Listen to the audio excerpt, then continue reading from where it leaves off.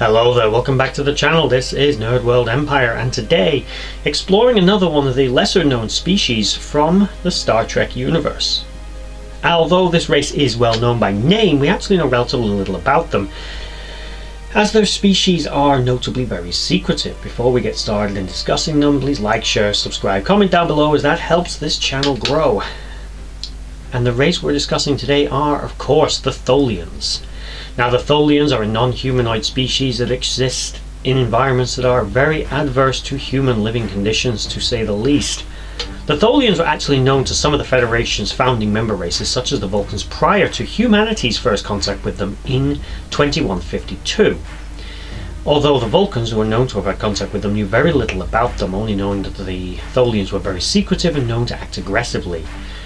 Tholians would occasionally strike out at bases and colonies near to their space, or annex territory at random and at will, without any warning to whoever is either already there, may possess it or may have interest in it, or whether or not it'll upset some delicate balance of power in the area, with very little consideration. The Tholians, interestingly, were also members, or participants rather, in the so-called Temporal Cold War, but they were against the faction that the Suliban worked for from their benefactor. 2152 was humanity's first encounter with them, and the Tholians claimed to claim a small craft that seemingly had come from the 31st century. Although the Enterprise, under the command of Captain Jonathan Archer, refused to give this vessel to the Tholians would return in numbers and attack a Vulcan combat cruiser, as well as knock out an entire division of Suliban cell ships, as well as overwhelm the Enterprise with relatively little difficulty and seemingly no losses, as the same number of Tholian ships that engaged also left. Although they likely incurred damage, it's not seemingly very much. It showed the sheer difference in technology and tactical capabilities that the Tholians had in the 22nd century, although the Federation and humanity would close this gap in the coming centuries. Over the next 100 years, relations with the Tholians would slowly begin to improve, although they would have periods of being set back a little bit. In the 2250s, for example, the Tholians would attack a human colony and Federation outpost. The Federation generally considered them an antagonistic power, but not blatantly an enemy, but they simply recognized the same thing the Vulcans had done 100 years earlier, that the Tholians were simply a race you had to deal with on their terms. As a species, they actually respected honesty, directness, and punctuality. Basically a species that admired and appreciated order, meaning that as long as you were decent with them, generally speaking, you could get along with the Tholians. Relations would slowly continue to improve between the Federation and the Tholians, despite the incident, simply known as the Tholian Web, where the USS Defiant had mistakenly entered Tholian space in response to a distress signal, and the USS Enterprise was sent to recover them, only to discover them dead and then get captured by the Tholians in the Tholian Web. The Tholian Web itself was a type of weapon that was a modified energy weapon / tractor beam, which was actually designed to capture and contain an enemy craft or space station or other object within it, not allowing it to move while the Tholians could fire at them. Interestingly, Tholians in the Mirror Universe had another version which seemed to be more advanced than this, which I'll get to my theory of in just a moment, but it was from 100 years earlier. Despite these events, though, relations between the Tholians and the humans and the Federation would begin to slowly improve. The Tholians were not entirely against contact with the Federation. They did have diplomatic relations with them. By the mid-24th century, there was a Tholian ambassador assigned to Earth. A Tholian ambassador, unfortunately, would be killed in a Dominion bombing during the war of various leaders and representatives from Alpha and Beta Quadrant powers that were meeting on Earth to discuss the war.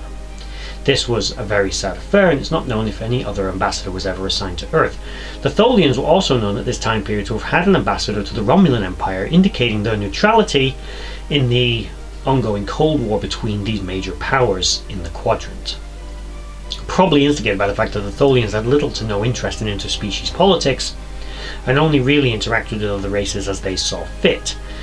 They lived, biologically speaking, in very extreme environments. They themselves were a crystalline evolved species with an ability to resonate their exoskeleton in a way that allowed them to generate some kind of transmission similar to a radio wave, allowing them for short range communication between individual Tholians. How effective this was, we don't know, but they seem to definitely be able to use this as a form of distress signal and likely had its own language. The actual language used by the Tholians seemed to be a series of clicks and squeals, similar to a bird, which was not unlike the facial features of a Tholian, which were relatively bird-like. In addition to that, they had 6 legs as well as 2 arm-like appendages.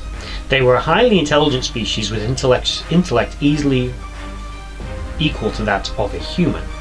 But they had, as I said, some extreme living conditions. The temperatures and atmospheric conditions the Tholians required for their survival were very different to those used by most other species, requiring 480 degrees Kelvin, or approximately an average mean temperature of 207 degrees Celsius. Bit toasty. My partner would still be cold. That also means that the environment aboard an Earth vessel would be equally hazardous to them, just to point it out, as they couldn't survive temperature variations of more than 20 degrees in either direction, really. Not unlike a human. If they were to actually exist in the temperature which humans were comfortable at, they would consider that to be such an extreme cold environment and low pressure environment, their body would literally explode.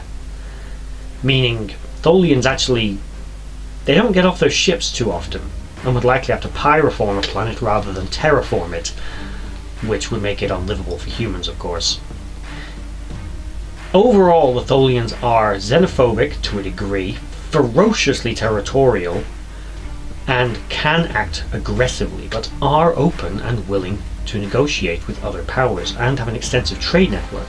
We also know that biologically their species are vulnerable to things such as viruses, although it would likely be a type of virus that could also survive in their extreme environments, as we know that they were trading as far as the Bajoran sector in the 24th century, as Cassidy Yates, the commander of a freighter in that area, was delivering medical supplies to the Tholians to help deal with viral outbreaks in one of their colonies, meaning that they had begun to branch out far further from their core territory than they certainly had done in the 22nd century. This was likely due to bettering relations with races such as the Federation, and the Romulans for that matter. Now, flicking back just a little bit, as a side note to this story, the Tholians were known to exist in the mirror universe where the Terrans existed, and were known to have considered the Terrans to be adversarial. Now, remembering the technological difference between the NX-01 Starfleet ship of the Prime Universe and a Terran warship of that universe, a Tholian vessel was not considered a threat to a Terran ship in any way. The only reason the Tholians were able to destroy the NX-01 was a combination of factors, but basically they managed to get the upper hand and they had numbers on their side. But realistically, if the Enterprise had been able to maneuver and use its weapons to its full potential, it would have easily been able to possibly defeat many of those Tholian ships, or at least take some of them with it. Now, I flicked back to this because we see that a lot of tactical technology in the mirror universe is a little different to that in the Prime. And with the Tholians, we see that the Tholian web that they use in the mirror universe is a little different. They are able to project it much more rapidly and effectively than they can in the Prime universe, or at least they use a different version of it. Perhaps it's weaker, maybe it's a less advanced version, it just is able to deploy quicker, a bit like a net. But we're not entirely sure. But I do have a theory. The Tholians were using transdimensional technology to lure ships in from other universes, and we know that that tech had also allowed them to drag a ship from the future. They possibly had already begun reverse engineering technology for 100 years in the future, and imagine that Tholian tech was similar to that in the Prime Universe, but perhaps not the same. It was already a little more advanced.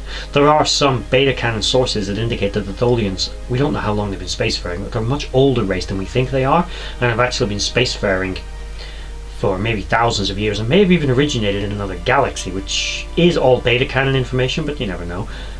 And it's also possible on that level that the Tholians of both universes were actually the same race. Something to think about.